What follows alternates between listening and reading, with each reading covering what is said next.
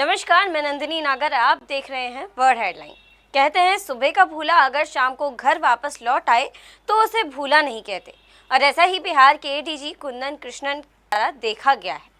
आप जानते होंगे और आप सबने वो बयान भी सुना होगा जो 16 जून के बाद से बेहद वायरल हुआ है बिहार के एडीजी कुंदन कृष्णन का, जिसमें उन्होंने एक वारदात के ऊपर प्रेस वार्ता की।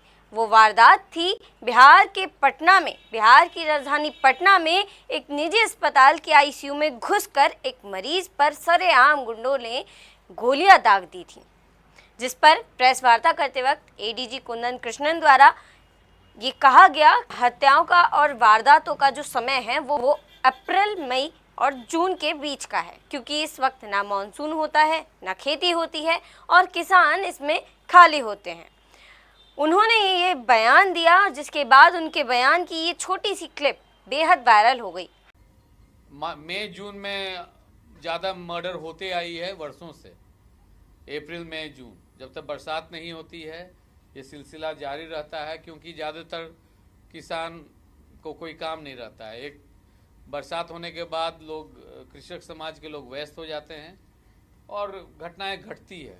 परंतु आप लोग के द्वारा, प्रेस के द्वारा हत्या पर हत्या, कुछ इस वर्ष चुनाव भी है तो राजनीतिक दलों के द्वारा भी इस पर ज़्यादा नज़रिया दिया गया है, तो उसको लेके भी हम लोग चिंतित थे कि हाँ, नवयुवक ज़्यादा पैसा के लिए सुपारी किलिंग शुरू कर दिए हैं। तो एक नया, हमारे चैनल पर भी आपने इसकी खबर देखी होगी, लेकिन आज एडीजी कुंदन कृष्णन ने माफ़ी मांगते हुए ये बताया कि मैं खुद एक किसान परिवार से हूँ, मेरे पूर्वज भी किसान रहे हैं, मैं भी किसानी से, खेती से जुड़ा हुआ हूँ। मेरा ये बिल्कुल भी ये इरादा नहीं था कि मैं किसी किसान परिवार की भावनाओं को आहत करूं।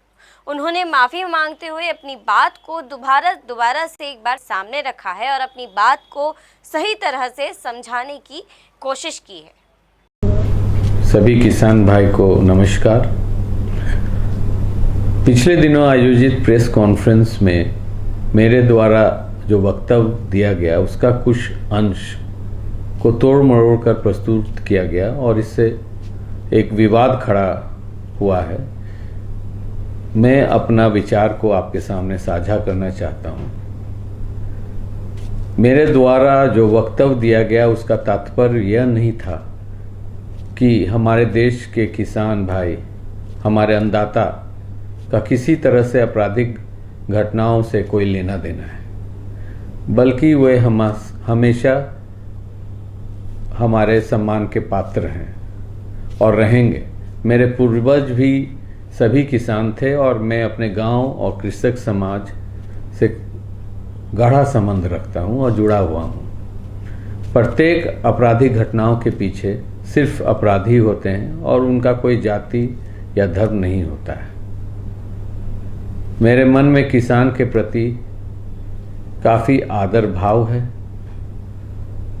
लेकिन फिर भी अगर मेरे वक्तव्य के द्वारा किसी को भी ठेस पहुंचा है तो उसके लिए मुझे खेद है और मैं इसके लिए क्षमा प्रार्थी हूँ। धन्यवाद।